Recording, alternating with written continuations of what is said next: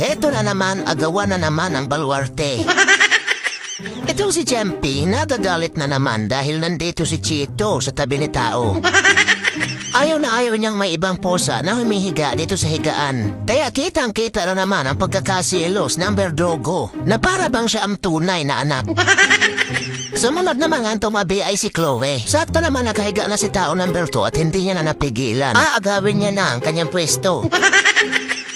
Eksena din yan si Champing. Yan siya mismo sa tao hihiga. Napakalakas talagang sumipsip. Napakahusay niyan talagang magpapapansin siya kay tao number 2. Dito nga ay napagtanto niyang naunahan na talaga siya sa pwesto. Kaya hindi na naman mawari ang pagkadismaya niya at tila nagsusumbong kay tao number 2. Naunahan na nga siya ng mandirigma na mahilig din tumabi tuwing tutulog. Kaya dito na nagkakaatalo-talo at nag-aagawa na ng pwesto. At syempre hindi magpapatalo ang Verdugo. Kita mo na yan, oh? Uutusan niya pa si tao number 2 na palayasin ang kanyang auntie.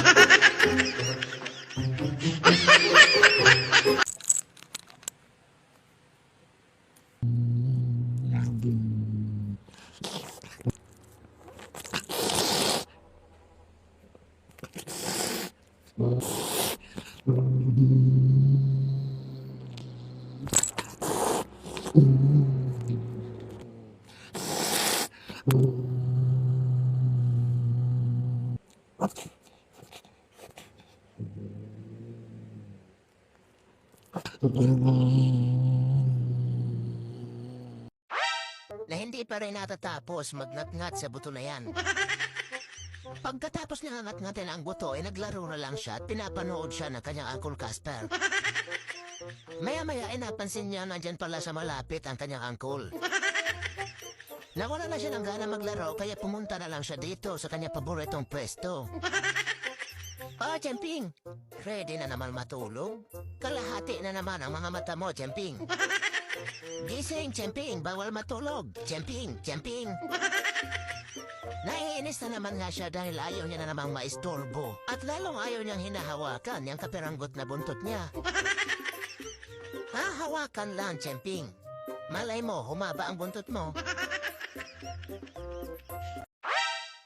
Champing! Gising ka na? Anong oras na? Champing! Mag-aalas 11 na, Champing. Gumising ka na? Kanina ka patulog alas 7. Champing! Champing! Champing!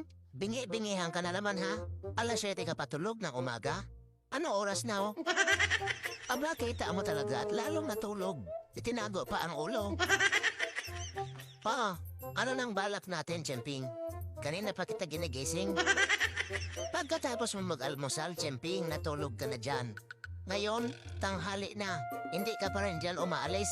Anong plano natin? Champing! Champing! Kanina ka pa nagbibingi-bingian, kinakausap kita, hindi ka sumasagot, Champing. Tumayo ka na dyan at tingnan mo ang oras, alas 11 na. Kanina ba kita ginigising, Champing? Kapag nakaramdam ka na naman ng gutom, sa tatalang tatayo dyan at magbabantay ka na naman sa pagkain. Champing! Champing! Huwag kang magbuntong hininga dyan, tumayo ka na. Champing! Champing! Pinagtutulungan ang mga mandirigma ang Verdugo.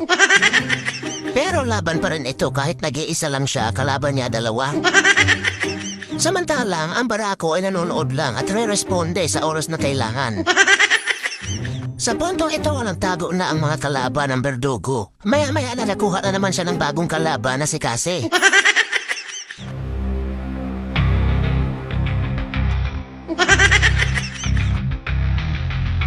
Sa puntong yan ay namamangha naman si Natnat at baka siya na ang susunod na bubugbugin ng Verdugo. Parang action movie. Kita mo talaga yan, oh? Kapag ito na naman na timingan ng barako. Habang bumubelo ang Verdugo, nag-alerto naman si Cassie.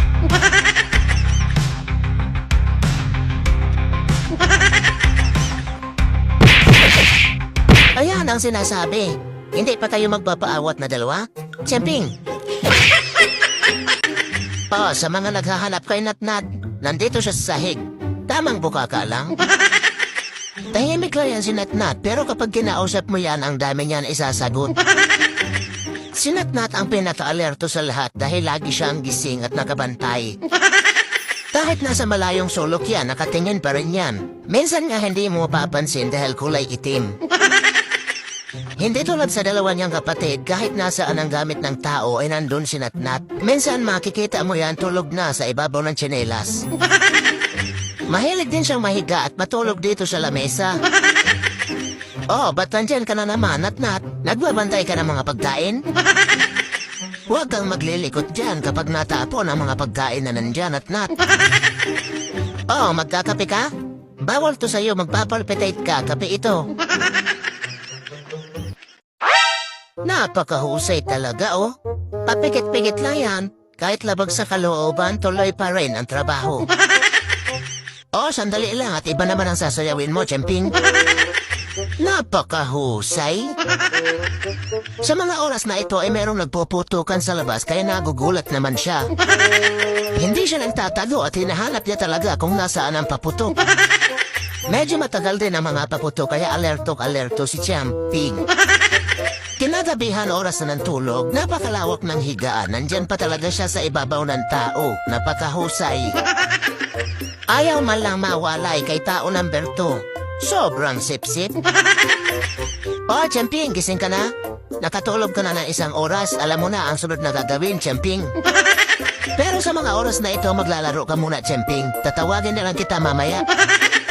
Pagkagising ni Chemping sa umaga ay kakain. Pagkakain ay tutulog na naman yan ng mga 1 oras. Pagkagising ay magpabali-balintong yan dyan at maglalaro. Sa mga oras na yan ay tulog pa ang kanyang mga kasama. Magpapakapagod muna yan mamaya, gutom na naman. Ang tanging pinoproblema lang ni Chemping ay ang magutom siya. Dahil oras na magutom yan, maghapon na yan nagbabantay. Oh, Chemping, tutulog ka na? Mamaya ka na matulog. Magtatrabaho muna. Diba sabi ko tatawagin kita? Oh, halika na. Napakahusay talaga. Masunurin. Napakalaki mo na talaga, Chemping. Sobrang gwapo ka na, Chemping. Dati dumidede ka pa sa aso eh. Ngayon ayaw mo lang magpahawak. Malapit ka na rin maging senior, Chemping. Mamaya wala na naman siyang magawa kaya nakahanap na naman siya ng gugulpihin. Hindi ka titigil, Chemping. Chemping! Chemping! Panay ang panggulpe mo, hindi ka naman nakakatama kay kasi. Chemping! Ayan, diyan ka nararapat. Sinabi ko na sa'yo, Chemping.